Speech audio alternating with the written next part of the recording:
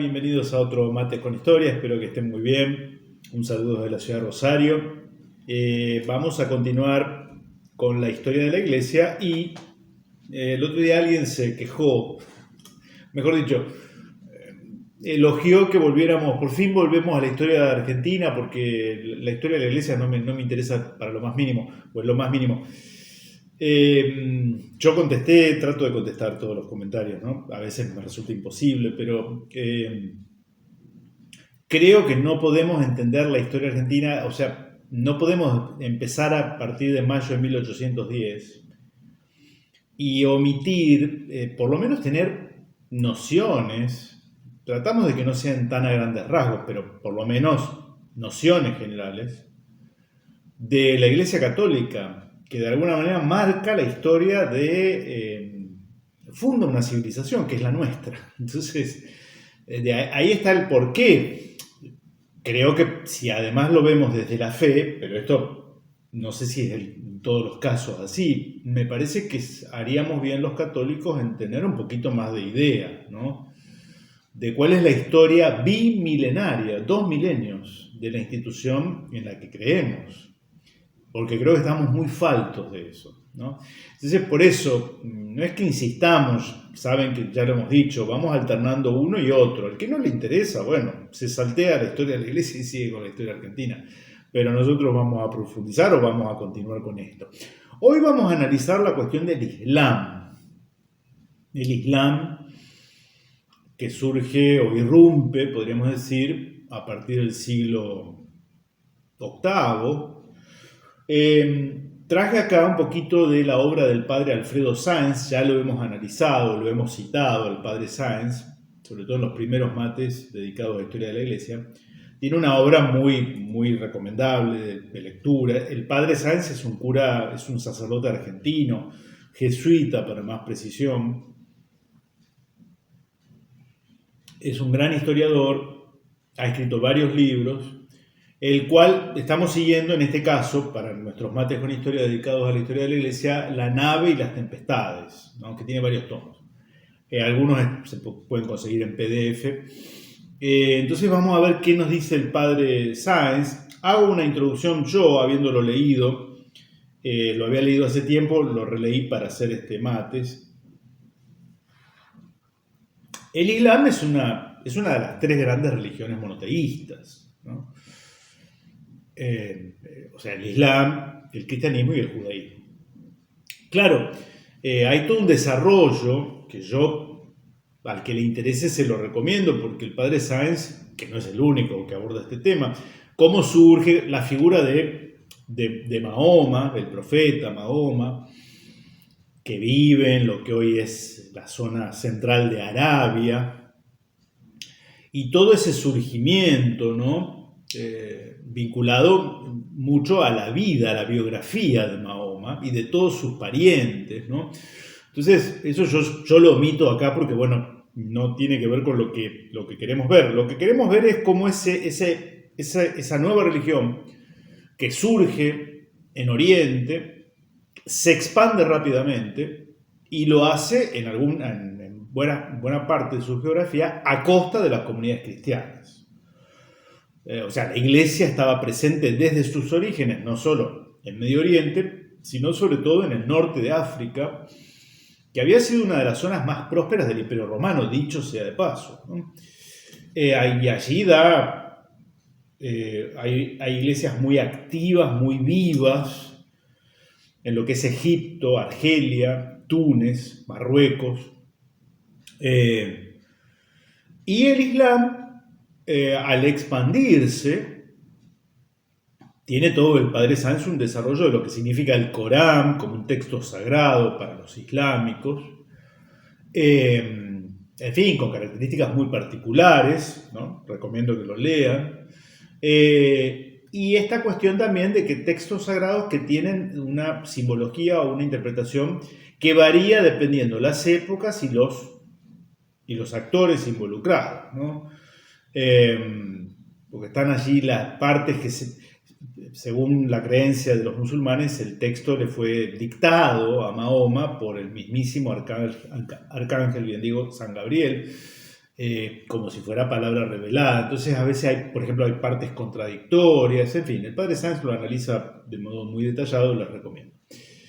Y el padre Sáenz también analiza la cuestión de cómo va a ser la reacción, cómo va, ante esta irrupción verdaderamente veloz, porque en pocas décadas las huestes que abrazan el islamismo se adueñan del norte de África, cruzan el estrecho de Gibraltar y entran en España. Hoy no nos podemos detener en esto, algo hemos dicho en ese primer video de este año, creo, la formación de la conciencia del pueblo español, que habiendo vencido al rey Rodrigo en la batalla de Guadalete, logran prácticamente hacerse del control de la península ibérica en un par de décadas, en muy pocos años, ¿no? Fue muy rápida. Fue más bien superficial, dice el padre Sáenz, o sea, si bien logran hacerse del control político de lo que habían sido en realidad reinos visigóticos, reinos germánicos, cristianos, de los que ya hemos hablado. En gran medida el Islam avanza porque presenta un frente unificado, una unidad de conducción político-militar, religiosa, y los reinos germánicos, muy cristianos, pero muy de pelearse entre ellos, muy divididos, ¿no? Por luchas internas. Esto es, por supuesto, aprovechado por el enemigo, ¿no? Por eso esa rapidez, que va a ser rápido, pero que va a ser superficial, ¿no? El padre Sáenz analiza algo que es lo que a mí me gustaría analizar con ustedes, en cuanto a cómo va a ser la respuesta cristiana a la irrupción del Islam. Porque el Islam tiene el objetivo de tomar Europa. No siempre la convivencia va a estar asignada por la guerra, esto también lo dice el padre Sáenz. No es que se arrasó y se masacró a todas las comunidades cristianas, en algunos lugares sí, pero en otros se respetó a las comunidades cristianas, a las iglesias, a los pueblos cristianos, como no todos los bárbaros, ya lo hemos analizado, habían arrasado. Los vándalos sí, pero otras tribus, los burgundios, los francos, no tuvieron esa política, ¿no?, respecto de las poblaciones romanas ya cristianizadas. Bueno, con el Islam va a ocurrir algo similar. El ejemplo que da el padre Sáenz, y que es bastante conocido, es una suerte de cierta convivencia, jerarquizando el predominio islámico, en lo que es la ciudad de Córdoba, en España, en Andalucía, en el sur. Hemos tenido ocasión de visitar la famosa mezquita catedral, ¿no? Córdoba, España. El desarrollo de las ciencias empíricas, auspiciado esto, ¿no? Y la convivencia allí, porque ahí están la mezquita, algunas iglesias se respetan del culto cristiano, hay una sinagoga, etc. En fin, la ciudad de Córdoba. Pero eso fue un poco la excepción a la regla. En otros lugares no hubo esa convivencia, ¿no? En otros lugares, donde arrasa, donde irrumpe el Islam, el cristianismo es condenado a ser algo semiclandestino. Hay allí una práctica que es la de cobrar un impuesto, o sea, o se convierten al Islam, las comunidades cristianas, varios lo van a hacer, ¿no?,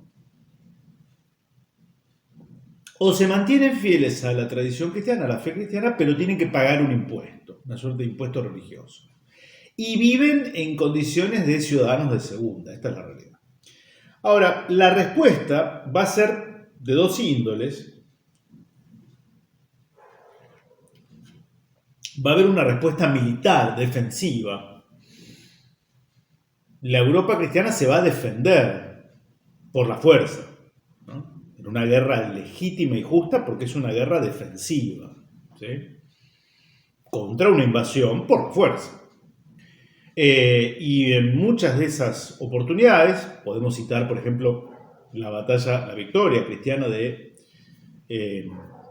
Covadonga, ¿no?, que inicia un poco la reconquista de la península ibérica, o el propio Carlos Martel frenando esa irrupción musulmana en el corazón de Francia, la célebre victoria cristiana de Poitiers.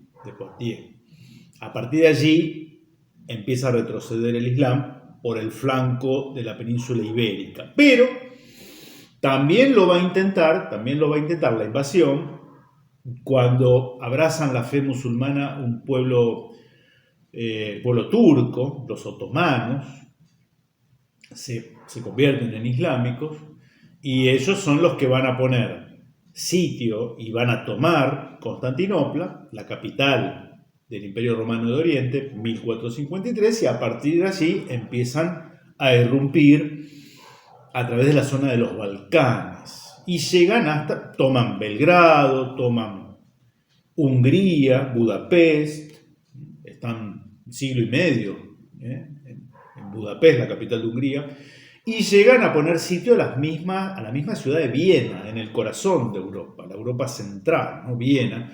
Ese sitio va a durar 2 meses y va a ser una victoria cristiana. Estamos hablando del 11 al 12 de septiembre de 1683. Ahora vamos a leer algo de lo que dice el padre Sáenz sobre el sitio de Viena, la victoria cristiana sobre las huestes musulmanas otomanas. Algo habíamos referido a otra célebre batalla, uno de los primeros mates con historia que hicimos, la de la batalla de Lepanto. Ahí, esa fue una primer gran victoria naval, porque es una victoria naval, el 7 de octubre de 1571. Si les interesa en particular esa batalla, para mí es una fecha muy significativa. No debemos olvidar la victoria de Lepanto, que salvó a la Europa cristiana. Nos adelantamos un poco, ¿no? Nos adelantamos un poco, porque esto va a durar siglos. Empezamos en el siglo VIII y Lepanto es en 1571, pero la victoria cristiana en Lepanto, con el auspicio de una liga santa auspiciada por el Papa, varios estados italianos, la República de Génova, Venecia, los estados pontificios, y el Imperio Español, que en ese momento incluía tanto España, el sur de Italia, el reino de las dos Sicilias, pero también el Sacro Imperio Romano Germánico. Hoy los perros están un poquito inquietos, perdón, pero bueno, esto es así. Los perros están que ladran y ladran. Es parte de Mates con Historia, ¿sí?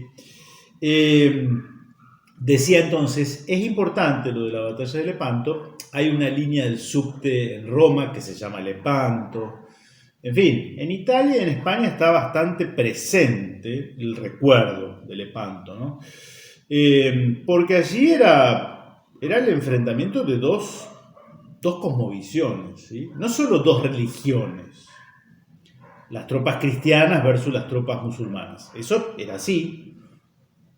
Sino que además esa religión diversa, distintas, antagónicas en parte, estaban empapadas de dos cosmovisiones distintas, ¿no? Se los dejo esto para profundizar si quieren, porque lo analizamos en ese Mates con Historia. Y ahora vamos a ver qué pasó en Viena, y después lo que el padre Sáenz también nos ofrece es que la cristiandad también va a contraatacar o a defender los valores cristianos por ella representados contra la irrupción normalmente violenta, no siempre, pero generalmente violenta, por parte del Islam sobre el territorio propio, el territorio europeo, también de un modo propio de la Iglesia, que es a través de la misericordia y de las órdenes religiosas que van a tener un gran impacto, ¿eh? Entonces, con la espada y con la oración es la defensa, ¿no? Dice el padre Sáenz, el sitio sobre Viena, ¿no? Estaba el emperador Leopoldo, el emperador austríaco. Se toma conciencia de la gravedad que hubiera implicado la caída de Viena, ¿no? Como una capital imperial, o una de las residencias imperiales del imperio, del Sacro Imperio Romano Germánico, y la eventual islamización del centro de Europa, ¿no? La eventual puerta de entrada a la islamización en el centro de Europa. Para afrontar la situación, Inocencio, el Papa Inocencio, ¿no? Es Inocencio, no me acuerdo bien el número, Inocencio III, bueno, Inocencio XI, onceavo. Para afrontar la situación, el Papa Inocencio no solo trató de establecer una liga entre las naciones cristianas, sino que pensó en extenderla a estados no cristianos de Oriente, de modo que los turcos quedasen cercados. La habilidad y la gimnasia de los papas a la hora de las movidas diplomáticas, ¿no? A pesar de ello, el Papa persistió en su proyecto, encargándole al nuncio en Viena, que es un cura, un capuchino, ahora lo vamos a mencionar, se dirigiese a Varsovia, la capital de Polonia, para pedir auxilio al rey de Polonia. El rey de Polonia va a ser Juan III Sobieski, el rey de Polonia, junto con tropas de Lituania, van a ser los que de alguna manera van a salir en auxilio de sus hermanos en la fe austríacos, con los cuales tenían disputas por otros motivos, ¿no? Pero a instancias del Papa dicen, muchachos, ahora hay que combatir al enemigo común y hay que salvar a Viena, ¿no? Y los polacos y lituanios acatan la orden, ¿no? Y son de alguna manera los garantes del éxito, ¿no? Aunque la batalla en las afueras de Viena, en el monte de Kahlenberg, hoy conocido como Leopoldsberg, ¿no? la colina de Leopoldo, ¿no? En honor al emperador, la inferioridad numérica de las tropas cristianas va a ser bastante llamativa, ¿no? Bien, vuelvo al relato del padre. Asimismo, confió a un capuchino, el fray Marcos Daviano, la misión de reconciliar a los polacos con el emperador Leopoldo de Habsburgo. Así se logró consolidar a último momento una alianza entre el imperio y Polonia. Las circunstancias eran apremiantes. Los turcos, unos 150.000, se acercaban a Viena, defendida por un valiente guerrero, el conde Ernst Rüdiger von Starhemberg. Poco antes, el emperador y su corte se habían retirado presurosamente dirigiéndose hacia el oeste. 2 interminables meses duró el asedio. El ejército que debía liberar a Viena no contaba sino con 70.000 hombres, ¿no? la mitad, entre imperiales y polacos, conducidos estos últimos por su rey, Juan III Sobieski, a quienes se unieron algunos voluntarios de otros países que habían respondido a la convocatoria anhelosa del Papa. La única excepción, dicho sea de paso, o sea, no van a estar acá presentes dando una mano al enemigo común, la Francia de Luis XIV. Francia, al igual que un siglo antes en la batalla de Lepanto. Francia se corta sola en estas épocas, siendo una nación católica, lo que algunos llaman aún hoy la primogénita, la hija primogénita de la Iglesia, de la cual solo queda el recuerdo. Francia prioriza sus intereses nacionales por sobre los intereses del conjunto, ¿no? Y dice el padre Sáenz, el 12 de septiembre, el religioso, este fray capuchino, ¿no? Daviano, celebró la Santa Misa sobre un cerro que domina la ciudad, este cerro de Kahlenberg en su momento. Allí pronunció un encendido sermón mezclando italiano, alemán y latín. Terminada la misa, se puso a rezar de rodillas mientras las tropas se lanzaban al combate. Como hemos señalado, los cristianos eran muy pocos, casi la mitad de los musulmanes, y a diferencia de estos, no tenían artillería. Pero el ímpetu con que se arrojaron sobre los soldados de Mahoma rebasó toda resistencia. La batalla fue tan breve como violenta. En pocas horas, 20.000 turcos yacían sobre el terreno, mientras los sobrevivientes huían, abandonando todo, incluso el harén móvil del gran visir. El harén móvil del gran visir, ¿no?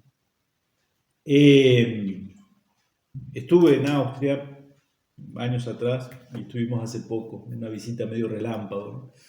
En Viena particularmente. No hay un gran recuerdo a nivel de monumentos. Sí está el ámbito donde fue la batalla, esta colina, en las afueras de Viena, pero sí tienen muy presente todo lo que simbolizó el haber detenido a las huestes islámicas, turcas, otomanas, en aquel año de 1683. A partir de allí quedó la curiosidad o algo que quedó incorporado a las costumbres, por ejemplo, el tomar el café, ¿no? Porque habiéndose hecho de los trofeos de guerra y de los pertrechos en el campamento turco, había muchos costales de café, sacos de café y, bueno, los austriacos no tenían esa costumbre, la incorporan y al día de hoy son muy de tomar café, ¿no? Lo mismo que el invento de la media luna, como una factura, como una panificación, tiene origen en aquellas épocas, ¿no? En la que la media luna, que era el símbolo del Islam en su versión guerrera, bueno, las tropas cristianas, mejor dicho, los panaderos de Viena conmemoran ese triunfo salvífico, ¿no? Providencial, si se quiere, con la croissant, ¿no? Con la media luna.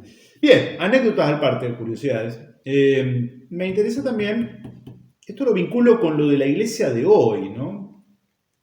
Hoy leía en un sitio Religión y Libertad, o Infocatólica, no me recuerdo bien, ahora vamos a tratar de poner la placa.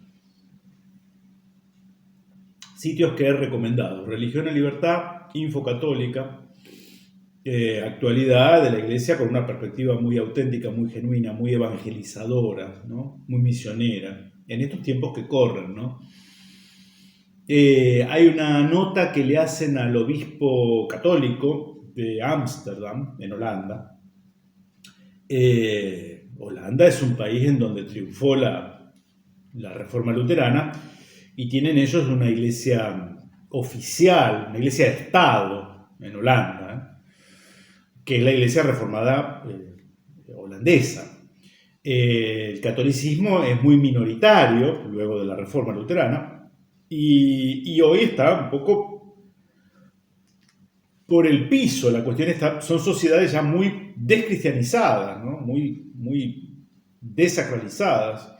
Pero este obispo católico, no recuerdo el nombre, de Ámsterdam, habla de cosas muy interesantes. Les sugiero que lo lean si les interesa, ¿no? El hoy, ¿no? Y habla de que la iglesia ha quedado muy baqueteada, muy deteriorada en su vocación misionera en las últimas décadas. Ya vamos a llegar a esa época, ¿no? La época del Concilio Vaticano II, ya vamos a llegar, ¿sí? Pero este obispo con mucha sinceridad y da pistas porque lo que está viendo él es un reverdecimiento, unos brotes, como justo estamos viendo ahora en estos días ya de fines de invierno acá, el pasto muy quemado por las heladas y los árboles que ya se empieza a vislumbrar ahí los brotecitos, ¿no? Bueno, me valgo de esta metáfora por la estación, porque este obispo dice que, por ejemplo, se están convirtiendo jóvenes que son de hogares no practicantes, ¿no? Atraídos un poco por la liturgia católica, y se da el fenómeno de que se convierten en musulmanes. Hay musulmanes, o sea, instalados en Holanda, ¿no? Esta cuestión migratoria, en fin, que se están convirtiendo al catolicismo, no por miles, pero está sucediendo, ¿no? Está sucediendo. Entonces esto nos lleva un poco a la segunda respuesta que da la Iglesia, que es a través de las comunidades religiosas, ¿no? Porque hay algo que es importante destacar, lo decíamos en ese Mates con Historia dedicado a la batalla de Lepanto, había un tema, y esto es hoy políticamente muy incorrecto mencionarlo, pero como en este programa no le tenemos miedo a esa categoría, lo hacemos, ¿no? Porque es la verdad histórica. La batalla de Lepanto naval, una victoria naval en 1571, cerró las puertas a las incursiones navales mediterráneas, ¿no? O sea, los turcos, pero también sobre todo los berberiscos, los genízaros, en fin, las tribus, las etnias, los pueblos del norte de África, que se habían convertido al Islam, eran navegantes que cometían incursiones de piratería, de saqueo, de destrucción en las ciudades costeras de España, del sur de Francia y de Italia en el Mediterráneo. Y no solo eran expediciones de saqueo, de destrucción, sino que en la medida de las posibilidades se llevaban a población nativa para venderlos como esclavos. Mujeres cristianas eran cautivas y eran vendidas como esclavas sexuales en los mercados del norte de África. Esto es un hecho.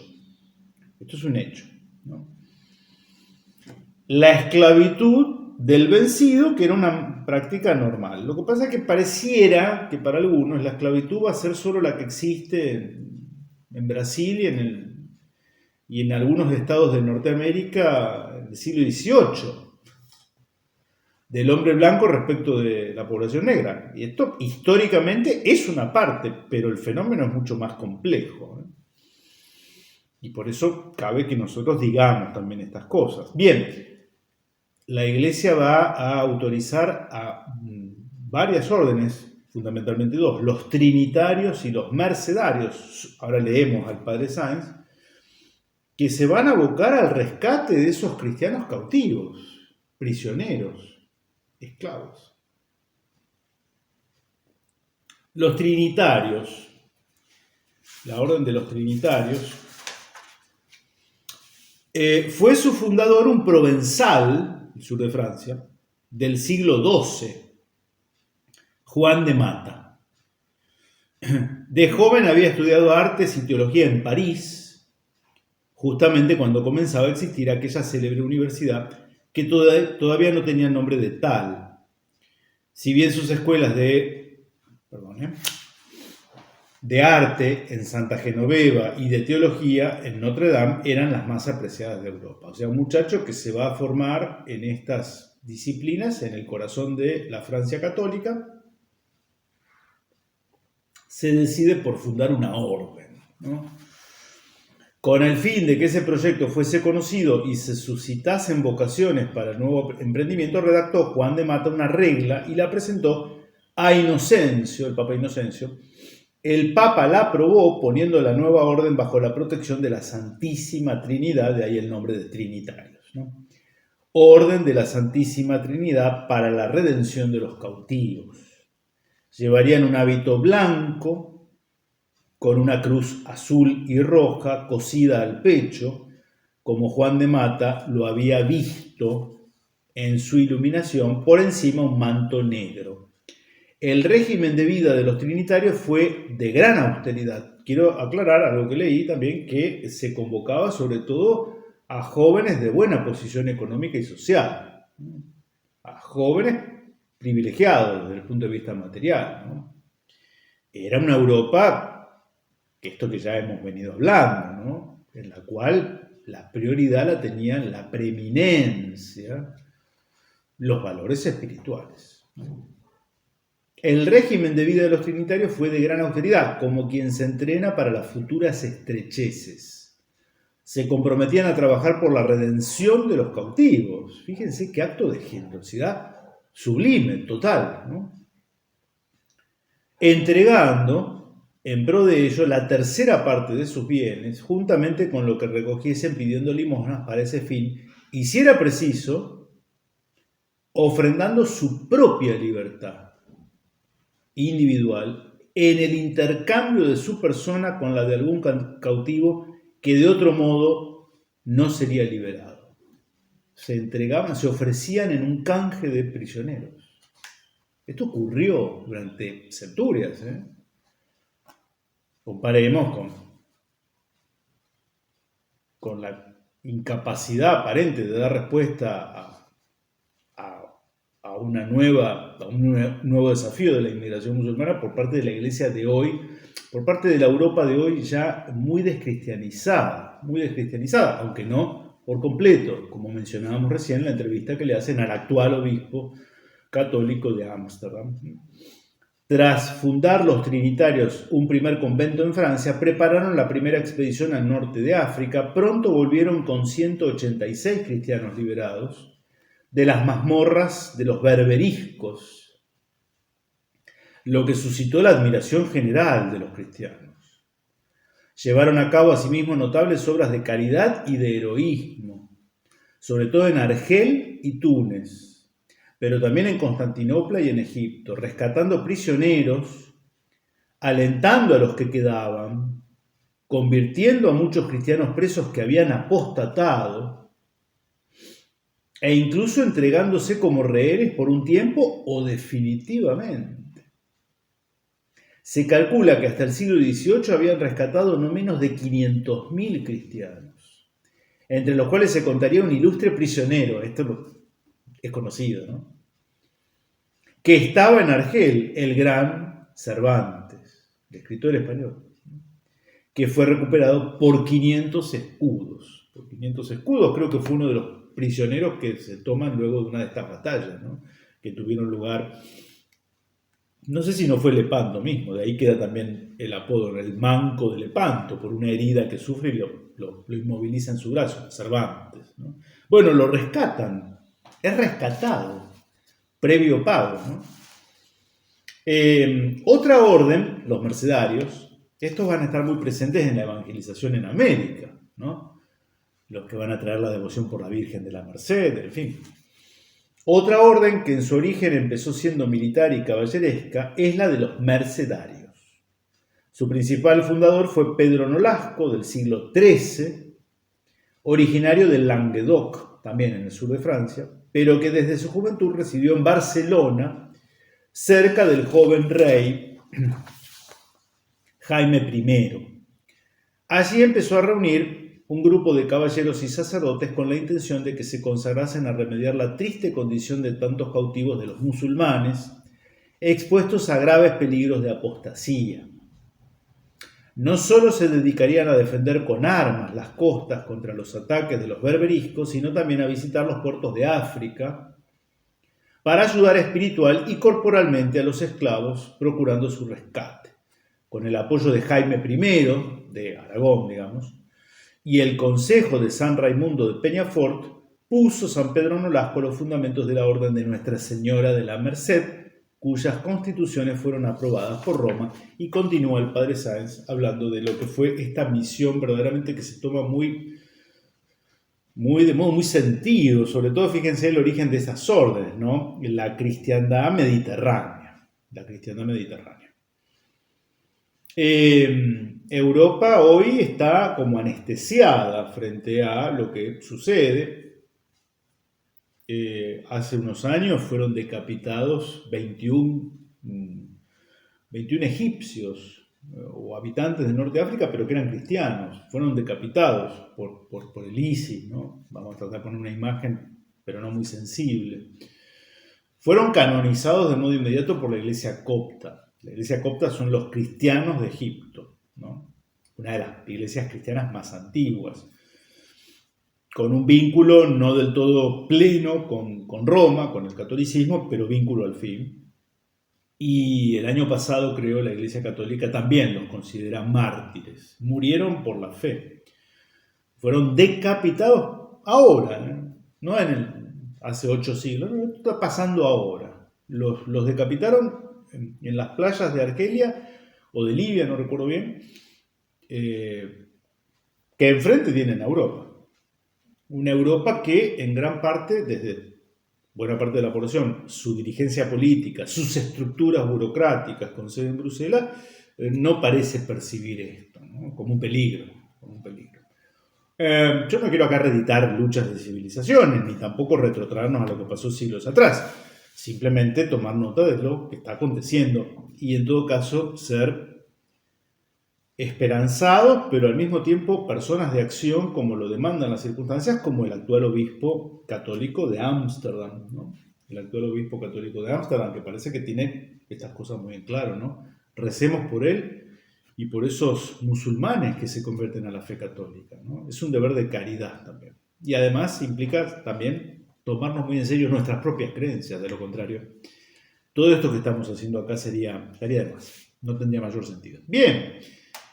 La próxima continuamos con la historia argentina para los que no les gustan estos capítulos de historia de la iglesia, pero a ver, tómenlo incluso como algo de conocimiento general o de cultura general. Que estén bien, buena semana, nos vemos la próxima, si Dios quiere.